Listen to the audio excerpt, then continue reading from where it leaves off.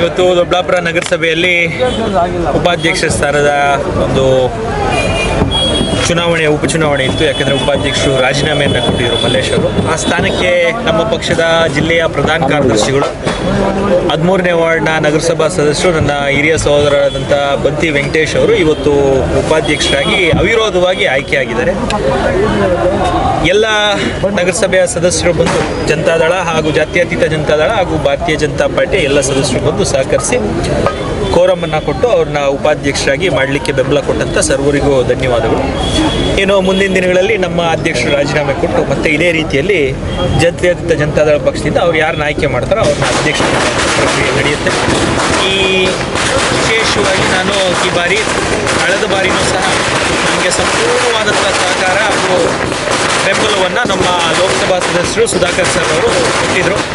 ಒಂದು ಇಲ್ಲಿ ಭಾಗವಹಿಸಿ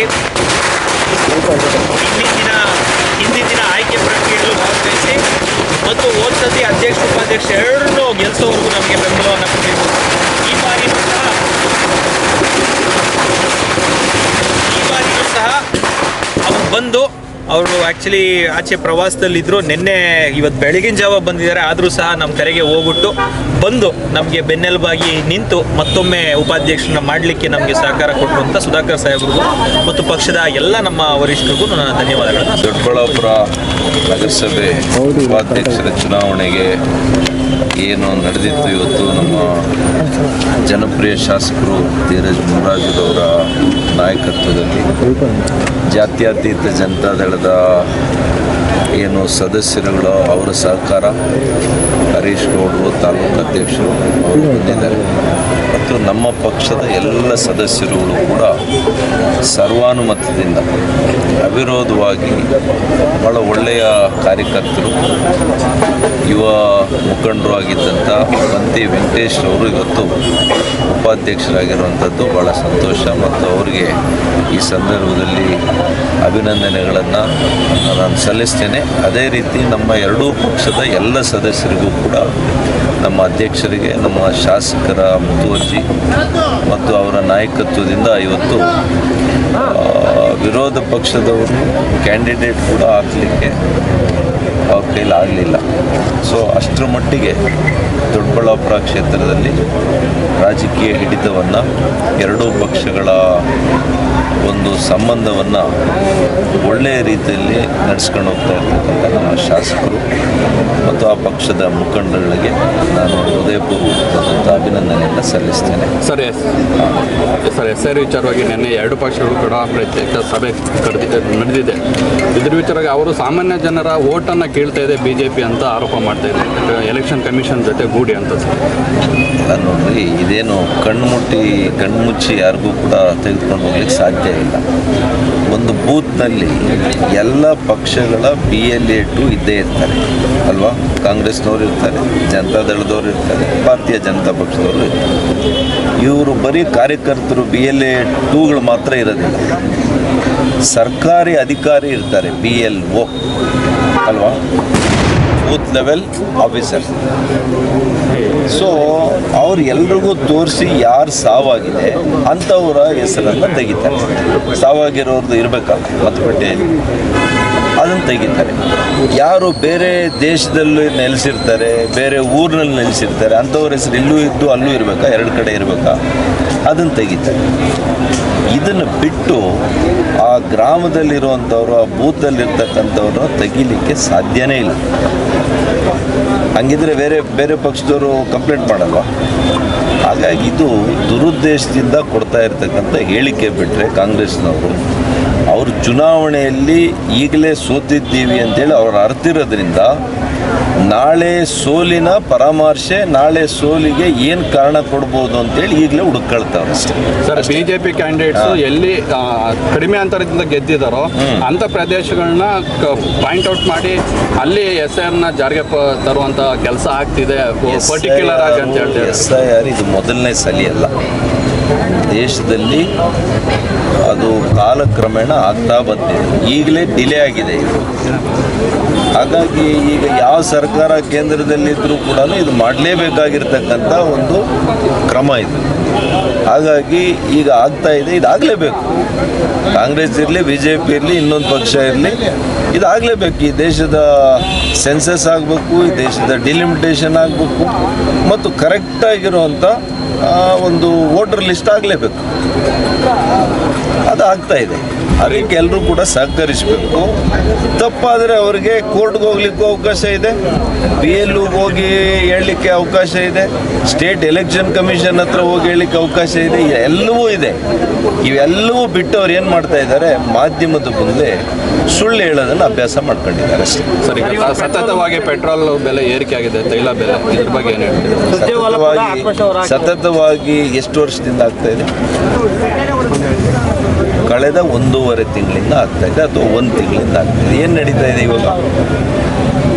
ದೀಪಾವಳಿಗೆ ಪಟಾಕಿ ಹೊಡಿತಾವ.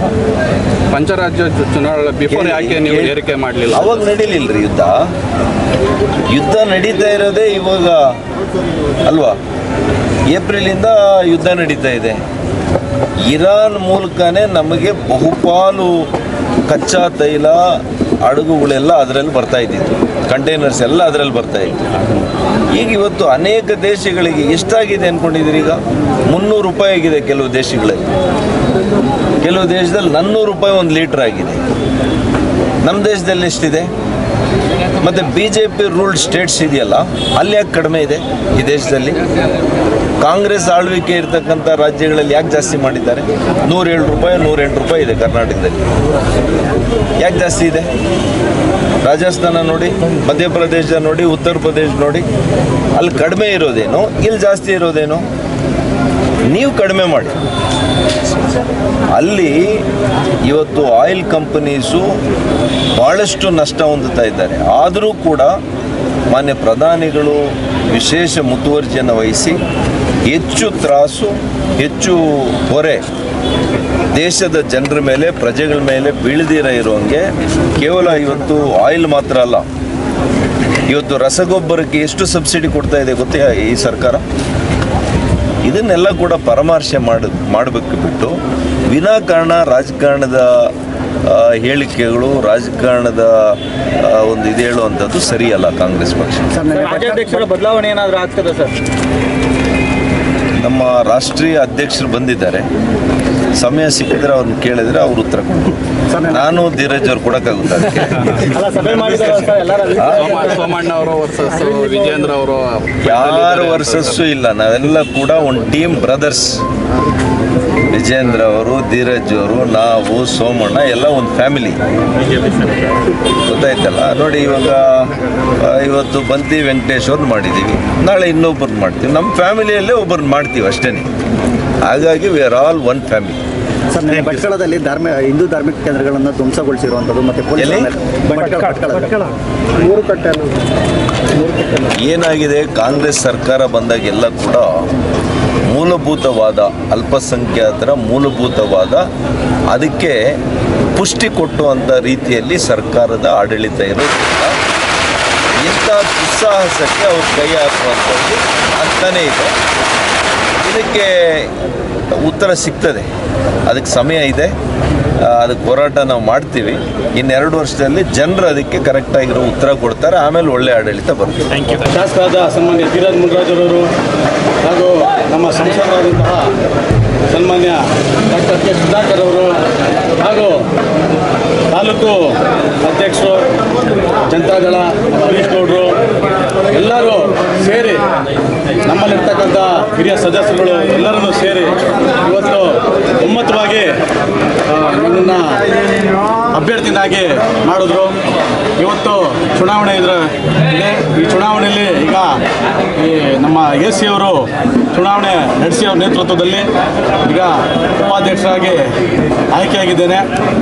ಮುಂದಿನ ಏನು ಅವಧಿ, ಏನು ಒಂದು 5 ತಿಂಗಳ ಅವಧಿ ಇದೆ, ಆ ಅವಧಿನ ಸಂಪೂರ್ಣವಾಗಿ ಅಭಿವೃದ್ಧಿಯತ್ತ ತೊಗೊಂಡೋಗ್ಬೇಕು ಅಂತ ಎಲ್ಲ ಸದಸ್ಯಗಳನ್ನ ಒಳಗೊಂಡು ಅವ್ರನ್ನೆಲ್ಲರೂ ವಿಶ್ವಾಸಕ್ಕೆ ತಗೊಂಡು ಖಂಡಿತವಾಗೂ ಒಳ್ಳೆಯ ರೀತಿಯಲ್ಲಿ ಏನೇನು ನಮ್ಮ ನಗರದಲ್ಲಿ ಸಮಸ್ಯೆಗಳಿದೆ ಅದಕ್ಕೆ ಖಂಡಿತವಾಗ್ಲೂ ಒತ್ತು ಕೊಟ್ಟು ಕೆಲಸ ಮಾಡ್ತೀನಿ ಅಂತ ಈ ಸಂದರ್ಭದಲ್ಲಿ ಹೇಳ್ತೀನಿ. ನೀವು ಅಲ್ಪಾವಧಿಯಲ್ಲಿ ಎಷ್ಟು ಕೆಲಸ ಮಾಡೋಕ್ಕಾಗುತ್ತಾ ಅಂತ? ಖಂಡಿತ ಈಗಾಗಲೇ ಆದಷ್ಟು ನಗರೋತ್ಥಾನದಲ್ಲಿ ಆದಷ್ಟು ಕೆಲಸಗಳು ಈಗಾಗಲೇ ಆಗಿದೆ, ಇನ್ನೊಂದಷ್ಟು ಪೆಂಡಿಂಗ್ ಇದೆ. ಈಗಾಗಲೇ SCPTSPದು ಒಂದಷ್ಟು ಹಣ ಬಿಡುಗಡೆ ಆಗೋದಿದೆ, ಅದೊಂದು 5ರಿಂದ 6 ಕೋಟಿ ರೂಪಾಯಿ. ಅತಿ ಶೀಘ್ರದಲ್ಲಿ ಅದು ಆಗುತ್ತೆ. ಒಂದಷ್ಟು ಪಾರ್ಕ್ಗಳ ಅಭಿವೃದ್ಧಿಗೆ ಒಂದಷ್ಟು ಹಣ ಬಿಡುಗಡೆ ಆಗಿದ್ದಾವೆ. ಖಂಡಿತ ಅವೆಲ್ಲ ಆದಷ್ಟು ಬೇಗ ಚಾಲನೆ ಕೊಟ್ಟು ಈ 5 ತಿಂಗಳಲ್ಲಿ ಖಂಡಿತವಾಗ್ಲೂ ಅದು ನಮ್ಮ ಅಧ್ಯಕ್ಷರು ಒಳಗೊಂಡು ಕೆಲಸ ಖಂಡಿತ ಮಾಡ್ತಾರೆ. ಆಗಿದ್ರೆ ಈ ಅವಧಿಯಲ್ಲಿ ನೀವು ಉಪಾಧ್ಯಕ್ಷ ಆಗ್ತೀರಾ, ಇದ್ರ ಬಗ್ಗೆ ಅವಿರೋಧವಾಗಿ ಆಯ್ಕೆ ಎಲ್ಲ ಅವಿರೋಧವಾಗಿ ಅಂದರೆ ಎಲ್ಲರೂ ಸಹಕಾರ ಕೊಟ್ಟಿದ್ದಾರೆ. ಖಂಡಿತವಾಗ್ಲೂ ನಾಮಿನೇಷನ್ ಆಗ್ತಾರೆ ಅಂದ್ಕೊಂಡ್ವಿ. ಮೋಸ್ಟ್ಲಿ ನಮ್ಮ ಮೇಲೆ ವಿಶ್ವಾಸ ಇಟ್ಟಿದ್ರೆ ಅಂದ್ಕೊತೀನಿ. ಕೆಲಸ ಮಾಡಬೇಕು, ಪರವಾಗಿಲ್ಲ ಇವನು ಕೆಲಸ ಮಾಡ್ತೀನಿ ಅನ್ನೋ ವಿಶ್ವಾಸ ಇಟ್ಟಿದ್ರೆ ಅಂದ್ಕೊತೀನಿ. ಎಲ್ಲರಿಗೂ ಆಭಾರಿಯಾಗಿರ್ತೀನಿ.